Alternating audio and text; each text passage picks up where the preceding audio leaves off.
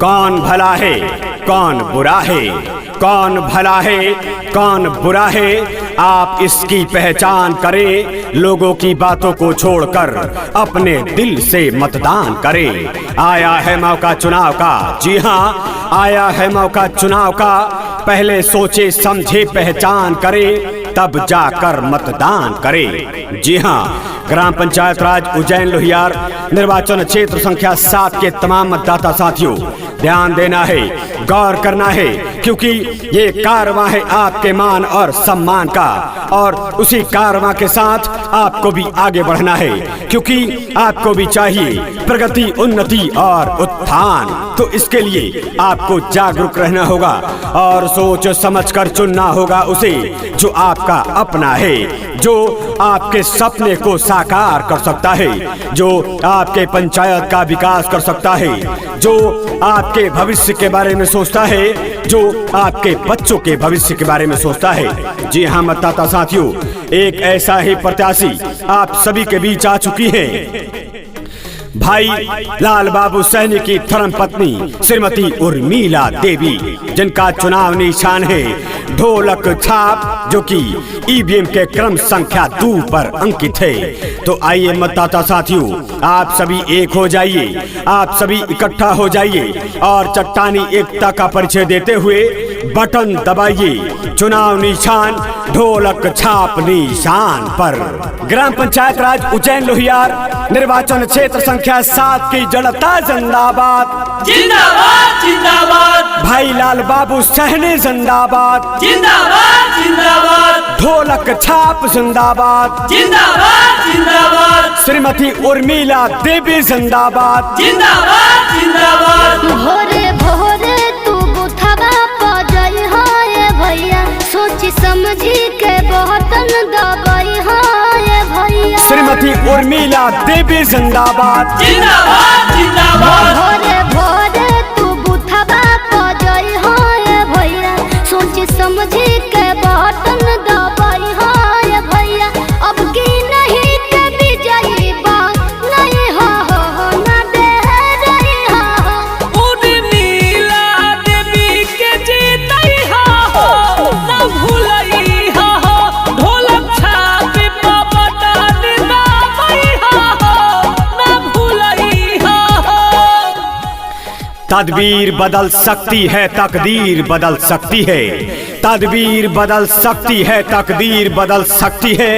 आप सभी का साथ अगर मिला तो ग्राम पंचायत राज उज्जैन लोहियार निर्वाचन क्षेत्र संख्या 7 की तस्वीर बदल सकती है।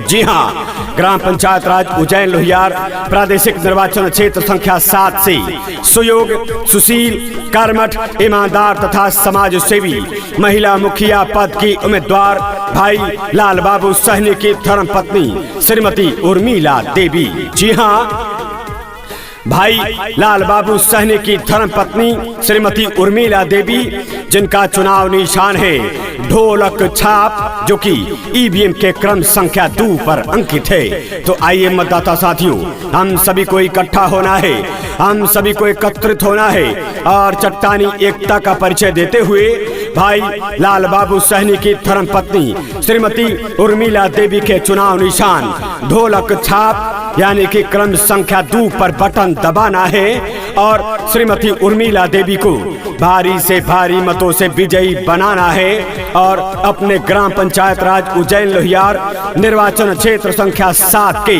मुखिया पद पे विराजमान कराना है। भाई लाल बाबू सहनी जिंदाबाद जिंदाबाद जिंदाबाद। ढोलक छाप जिंदाबाद जिंदाबाद जिंदाबाद। श्रीमती उर्मिला देवी जिंदाबाद जिंदाबाद जिंदाबाद। सच्चाई ईमानदारी होते इनकर हथियार हो, भोले अन्याय के खिलाफ हरदम खाड़ हो। ए चाची भौजी हो, अब की बार बुलाए के नहीं थे। ढोलक छाप जिंदाबाद जिंदाबाद जिंदाबाद। जनता के सुख दुख में होई है सहाइया, सहाइया हुई है सहाइया। इनके बारे में सबके बताई हो ना छुपई हो, ढोलक छाप पे बटन दबाई हो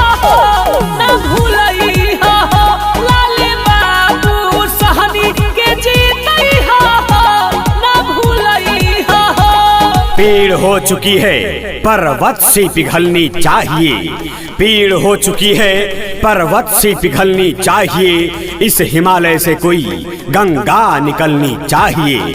मेरे सीने में ना सही तेरे सीने में ही सही, हो कहीं भी आग पर आग जलनी चाहिए। जी हाँ, ग्राम पंचायत राज उज्जैन लोहियार प्रादेशिक निर्वाचन क्षेत्र संख्या 7 के तमाम जनता जनार्दन ध्यान देना है, गौर करना है, क्योंकि चुनाव के इस दौर में बहुत सारे लोग आएंगे, आपको बहलाएंगे, फुसलाएंगे, अपनी मीठी मीठी बातों में रिझाएंगे, लेकिन आप एक समझदार मतदाता हैं और आपको सोच समझकर अपने हक और अधिकार की लड़ाई लड़ने वाले उस नेक इंसान का चुनाव करना है, उस नेक प्रत्याशी का चुनाव करना है, और वो है भाई लाल बाबू सहनी की धर्मपत्नी श्रीमती उर्मिला देवी। जी हाँ, भाई लाल बाबू सहनी की धर्मपत्नी श्रीमती उर्मिला देवी, जिनका चुनाव निशान है ढोलक छाप, जो कि ईवीएम के क्रम संख्या 2 पर अंकित है। तो आइए मतदाता साथियों, भूलना नहीं है, चूकना नहीं है और सीधे सीधे अपने मतदान केंद्र पर जाना है और ढोलक छाप निशान यानी कि क्रम संख्या 2 पर बटन दबाना है। ग्राम पंचायत राज उज्जैन लोहियार निर्वाचन क्षेत्र संख्या 7 की जनता जिंदाबाद जिंदाबाद जिंदाबाद, भाई लाल बाबू सहनी जिंदाबाद जिंदाबाद जिंदाबाद, ढोलक छाप जिंदाबाद जिंदाबाद जिंदाबाद, श्रीमती उर्मिला देवी जिंदाबाद जिंदाबाद जिंदाबाद। जनता के संगे चलस कंधा मिला के रख देले बड़े सब विरोधी के हिला के। ए चाचा भैया हो, अब की बात इन्हीं के वोट दी।